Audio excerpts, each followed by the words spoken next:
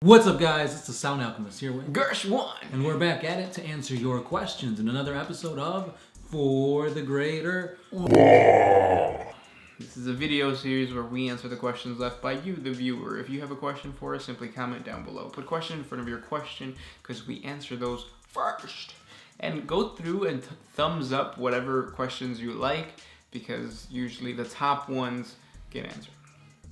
So you can thumb up your own question. But anyways, that's what the fucking Volidiot did.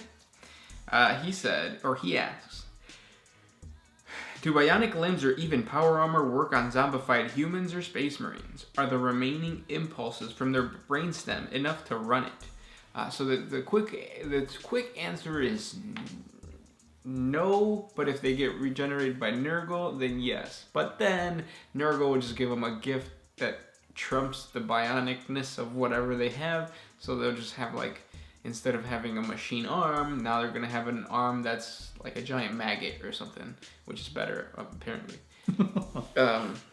And also, if you're a zombie, or if you get zombified and you do have bionic limbs, I feel like they're just gonna like break off or something because you're gonna be all decaying and it's gonna like weigh heavily on you. So.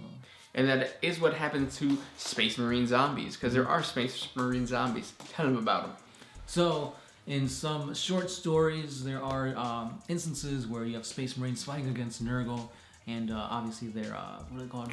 Their butcher knives or whatever they're called has Nurgle's plagues on them. So, if you get scratched, if you get stabbed, if you get killed, they're gonna eventually resuscitate, and you're gonna be a Space Marine zombie, kind of like that. Like that. Mm-hmm.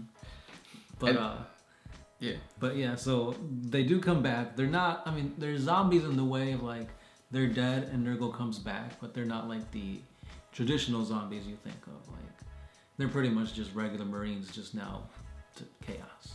Yeah, they're like Nurgle Marines or Plague Marines, but not plagued by the Nurgle's rot, but by, what's the zombie plague called?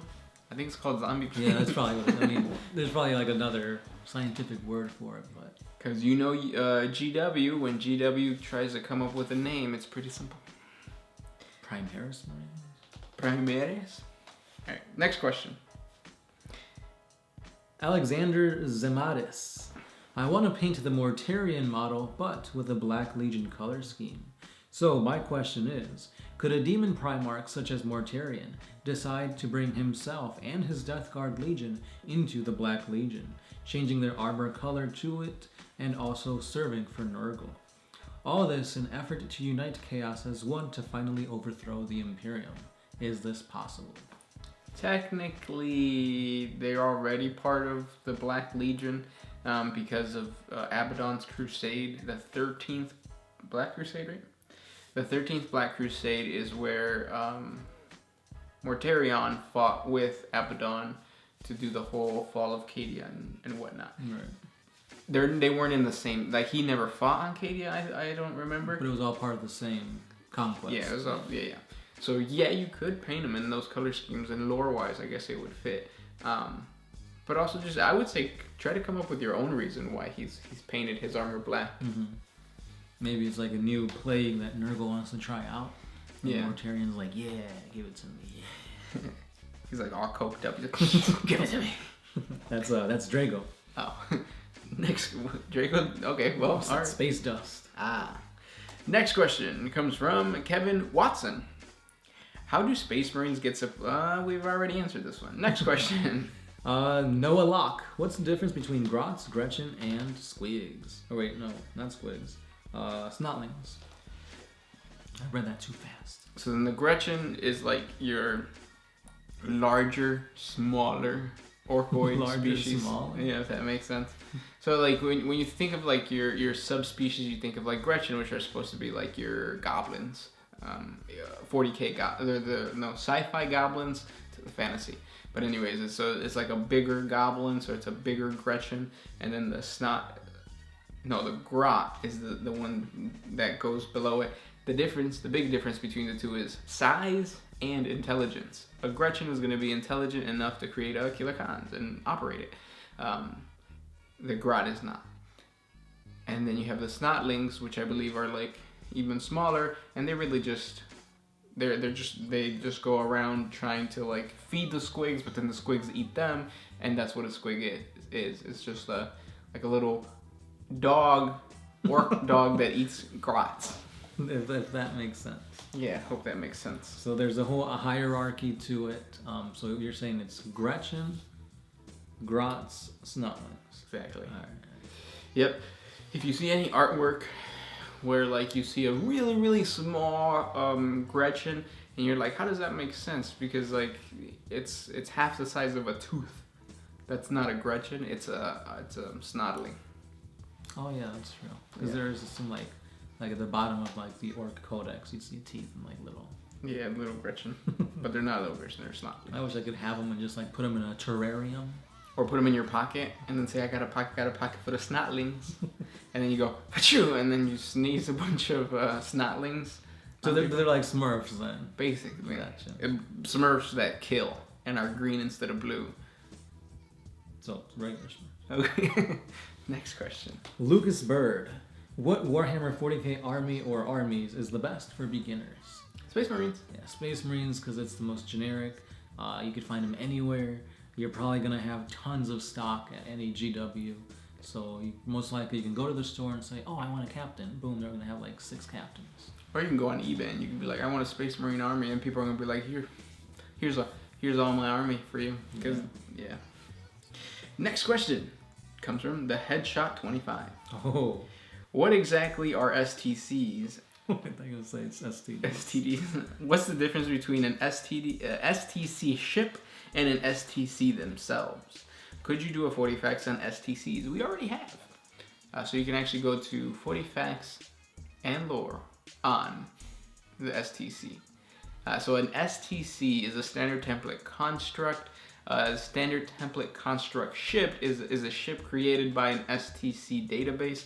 An STC is just a database. So it's like a computer that has the... Think of an encyclopedia. Yeah. Because it has all the information of whatever the STC is focusing on. Yes. And Yeah. Next question. Cadus the God. I am debating on starting an Inquisition force. What would you suggest be the bulk of the army that I'm making? The bulk? Yeah, the bulk. That's a tough one. The meat and the potatoes. That's what I'm building, and I don't have a bulk, man. Like for my Inquisitor army, what I'm doing is I'm just putting in a bunch of like 1 units from different Imperium of Man. So I have a unit of Scutari, I have a unit of Primaris, and then I have my Inquisitor. Yeah, I don't really know what to tell you, man. Troop wise, you go with I think they're called Acolytes, but they're not going to be very strong. No, they're like toughness 3. They're basically like guardsmen, kind of. I would say go with like something from the Adeptus Mechanicus line. So your Rangers, I think they're called. Yeah, Scutari Rangers. Yep. Or the other ones, the Veterans, Vanguard, I think. Yeah. Next question. I have one from Race Kitty. If you could worship any of the 4 Chaos Gods, which one would it be? You go first. Right now, it would probably be Zeech. Why? Because Nurgle's nasty. Korn's mean. Slanesh, well, it's just me and Gersh in this room, so. That would be gay. So let's go with Zeech. With that said, I would worship Slanesh. Oh, shit. Yeah.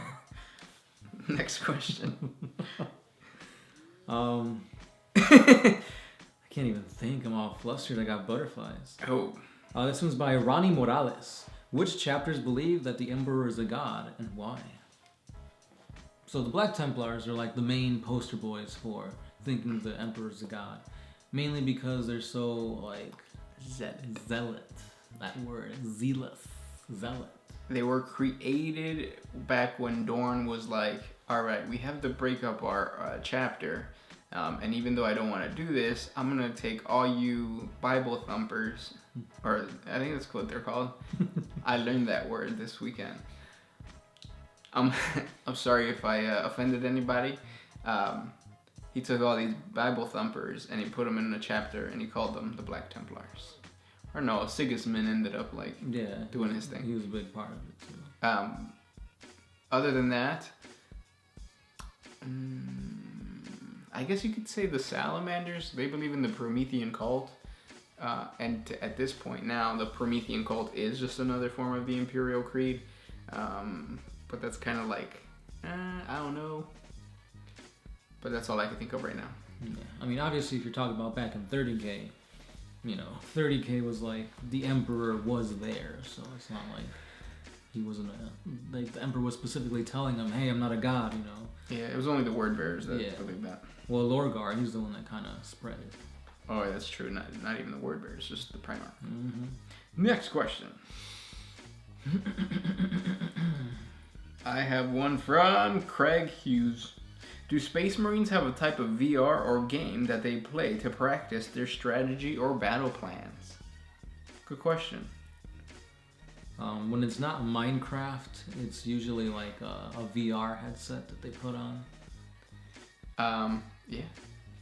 But no, it's nothing like the X-Men. What is it called? Oh, the Danger Room. Yeah, it's not like the Danger Room. So if you go to our 40 Facts on the daily life of a Space Marine, you'll see that they practice with live rounds. They have shooting ranges. They have Taekwondo gyms. They have yogurt shops. All that good stuff. Yogurt. Next question. This one's by Mr. Video Game. If the Elder Gods are indeed so weak that Slanesh, the weakest of all the Chaos Gods, could easily defeat them, why are all the other Chaos Gods don't just destroy the Eldar? And why are the Elder Gods so weak? Why are the Elder Gods not fighting Slanesh together? Well, there's only one left, and that's Cain. Well, no, they got the other one. Iniad. Oh, and they got Kegara too. Kegara is the laughing god. The laughing god. Yeah. Well, I think like with any mythological godliness or pantheon, that's what I'm looking for. With any pantheon. Godliness. Yeah, godly family, the pantheon. The Proud Family. Yeah. What's their theme song? Proud Family. No, that's not how it goes. I don't know. All right, but with any godly pantheon, I forgot what I was gonna say. Oh, with any pantheon, there's bickering and there's like arguing, and that's what's happening with the Eldar. Even though the laughing god should team up with Cain and they should attack, they're not because of the whole rivalry and all that garbage. Yeah, it's like they got their own. They're too prideful. They're gonna say, "Oh, I want to do this myself." Kegara's just gonna basically toy around with them in the webways and the labyrinths and all this stuff. So. Yeah. And why didn't the other Chaos Gods just destroy the other ones? Because they had no need to. Slanesh, when Slanesh was born, he was born because of the Eldar, so he wanted to like punish the Eldar by killing all their gods. Eating their souls. Really, he just wanted a consumption. He just wanted to be nourished. Don't we all just want to be nourished? Last question. Do you have one? This is an interesting one. Wilson the Warrior. Who would win in a fight to the death? A man with 2 arms and 1 leg versus a man with 2 legs and 1 arm. It depends on the scenario. It depends on the previous teachings and training. Who would you say? I'd say the guy with 2 legs and 1 arm, because he'd be more swift. Like he could run away, he could kick him and punch. That's true. The guy with just 1 leg, he'd kind of be hobbling. But if he gets in close, he could like pummel him. But then he would have to bring him down, and if you know anything about grappling, you kind of need your balance, and you need 2 legs for balance. Mm-hmm. Well, you don't need to, but it would be best too. There you go. There. 2 legs, 1 arm? Yep, me too. Those were the questions for today. If you have more questions, comment down below. Always, if we didn't answer them, keep trying. We'll get to them eventually. But don't comment in the older videos. Comment in the most recent For the Greater Walls. And if you have any responses to our answers, if you want to tell us how wrong we are, just comment down below, because we go through these and we still comment to the questions that are, or comment to the comments that are not questions. Reply to the comments. There you go. We reply to your comments. As long as they're not labeled question. If they're labeled question, it's a question. That's what this video is for. Yeah, that's pretty much it. Don't forget, we do have a Facebook, Instagram, Patreon. Yep. So check us out on all that social media. See you tomorrow. This has been the Sound Alchemist. Gersh1. And we are out of here.